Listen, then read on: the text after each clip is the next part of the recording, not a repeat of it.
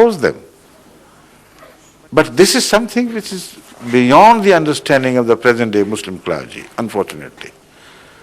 So it's not an easy problem. You say, why don't we unite them? Come on, let's become brothers. These are the real problems which would not permit you to become brothers, except superficially. And the superficialities don't mean anything. Right? Thank you. Next, please.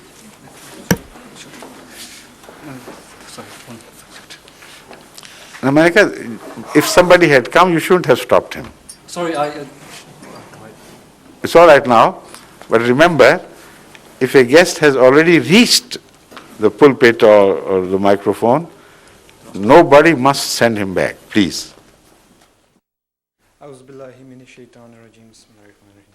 Assalamu alaikum wa Wa rahmatullahi alaikum wa salam. barakatuh. My first question is that the often quoted hadith referring to Isa Mahdi with the same person is used as La Mahdi la Isa, there is no Mahdi but Isa.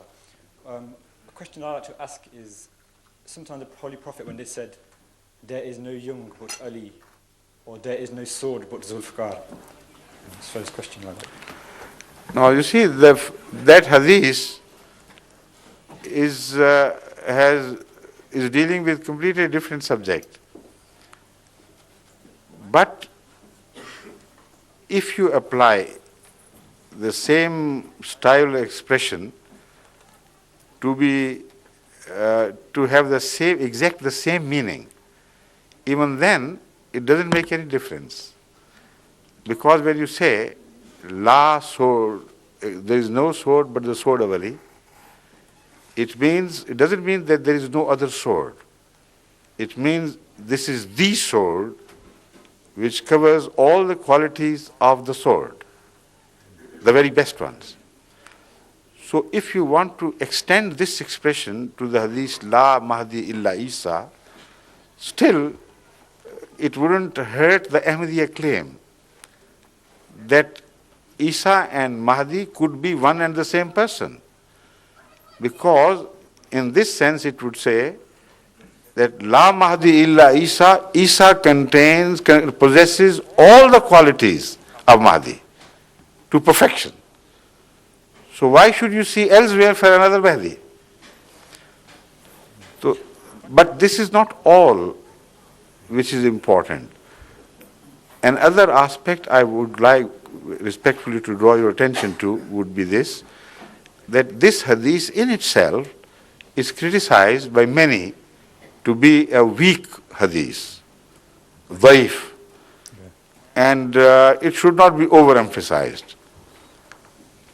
I say weak or strong, leave it alone. Let's go to the crux of the matter and go into the rationality of the issue. And that is the only right way to approach this problem. I say logically, it is only possible for Jesus Christ to be different from a Messiah, the Mahdi, if he, who is referred to be the prophet of the future as Messiah Ibn Maryam, is the same person who appeared in the Ummah of Moses. This is the issue which is more important to be decided. If the person who is promised by Hazrat Muhammad Rasulullah Sallallahu Alaihi Wasallam under the name and title of Yasu ibn Isa ibn Maryam, the same Isa who was son of Mary and who lived around 2000 years ago, and who is said by some to have died upon cross but then revived from the death, and is said by some to have been killed and was never revived, and is said by some that he was never crucified in the first place, and he was taken straight to the heaven bodily and is awaiting his return in the fourth heaven somewhere, waiting for the command of God to send him back. Now this last understanding of what happened to Jesus Christ is the understanding of the Muslims who do not agree with Ahmadiyyat. You see, non-Ahmadi Muslims. They say it's impossible for Jesus to be the Mahdi.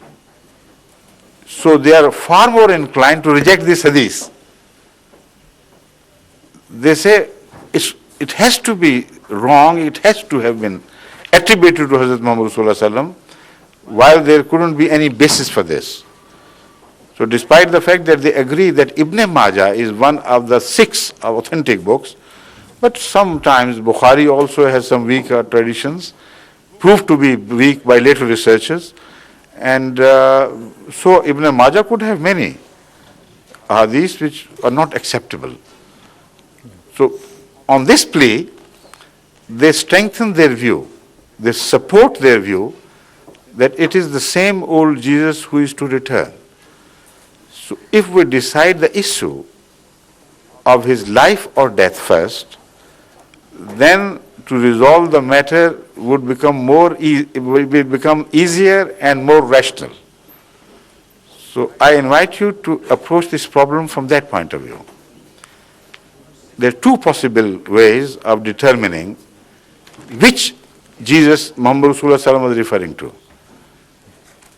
If he is the same Jesus of Nazareth, who was born in Nazareth and disappeared after the act of crucifixion, then where did he go to?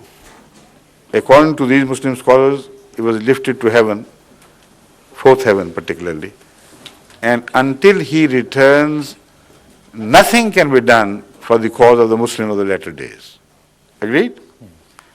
Now, if turning to the Holy Quran, it can be proved beyond a shadow of doubt that according to the Holy Quran, that Jesus is dead and he did not bodily ascend to heaven,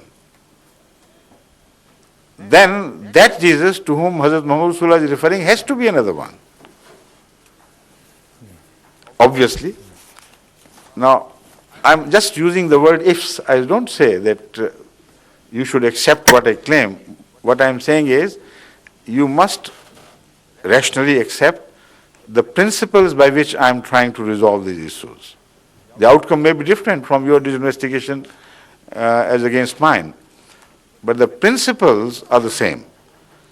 If it is proved beyond a shadow of doubt that according to the Holy Quran, old Jesus of Nazareth, who appeared in the Ummah of Moses, died a natural death and did not die upon cross. This is the claim. Then we must turn back to the traditions which prophesy the coming of apparently that person. What was the meaning then? Are they all false? And because there's so many, so numerous and of the same style, without contradiction between them, that the case of the ahadith dealing with Messiah are not the case of ahadith which deal with Mahdi. About the Mahdi, there are so many contradictory traditions that it is extremely difficult to wriggle out of that rigmarole once you enter it. But about the Messiah, the statement is very straightforward. Masih ibn Maryam will descend not from heaven, nowhere the word heaven is used, only nuzul. He would descend and what would he do? He would sit on the chair of judgment and decide between the differences of the Muslims of that period. They would be divided and split into so many factions. He would say, in that he is right, in that he is right, and so on and so forth. Because he would be guided by Allah, so his judgment will be the right one. Then he will turn his attention to Christianity and break